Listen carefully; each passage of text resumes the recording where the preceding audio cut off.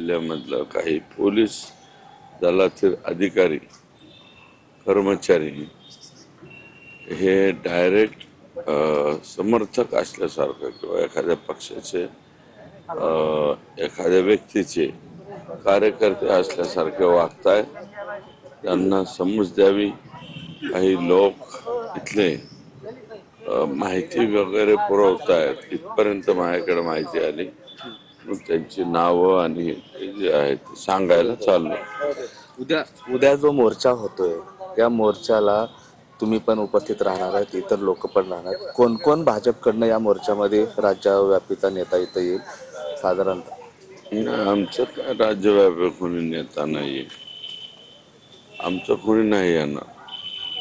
अच्छा, संतोष देशमुख हत्या प्रकरणातले 4 आरोपी अटक आहेत, 3 अद्याप फरार आहेत। सीआयडीचं देखील पथक या ठिकाणी तळ ठोकून आहे। काही तुम्ही संवाद साधलाय अधिकाऱ्यांशी? तपास कुठपर्यंत आले? आरोपी कधी अटक होतील? बोलतोय ना मी, सीआयडीच्या अधिकाऱ्यांशी बोलतोय।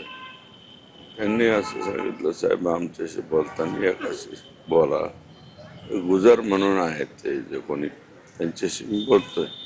सुरेश धसांना कोण सुपारी दिला असा आरोप जो आहे, असा प्रश्न जो आहे अमोल मिटकरी उपस्थित करतात। अमोल मिटकरी ते म्हणतायत की सुरेश धस यांना या प्रकरणातली कोणी सुपारी दिलेली आहे का, ते एवढं बोलतायत। अमोल मिटकरी फार लहान आहे बरं का, एवढं उंचीचं जाऊन हे घेऊ नये टिंब उंटाचा।